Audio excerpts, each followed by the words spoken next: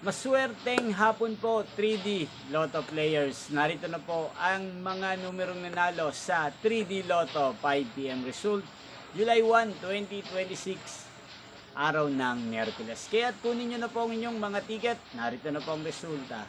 Yan, nakikita nyo na po ngayon sa screen ng inyong cellphone ang mga numerong nanalo sa 3D Lotto 5 PM result. In exact order po yan. At kung maswerte namang natayaan nyo po ang mga numero yan kanina, congrats po sa inyo.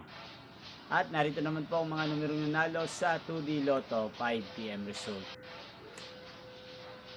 Yan, ano nga bang magandang numero ngayong araw na to sa 3D Lotto pang 9 PM draw? Para po sa akin, bet ko pong mga numero ang numero 3, 8 at 6. At ang pangalawang kombinasyon na bet ko sa 3D Lotto ang numerong 5, 8 at 6. Sana ang mga yun ay manalo po sa 3D Lotto mamayang 9 PM draw. Yan, inyo pong napanood ang resulta ng 3D Lotto sa channel na to, Roderick Hernandez TV. Muli nyo pong mapapanood ang resulta nito sa 9 PM result mamayang 9 PM. Thank you for watching.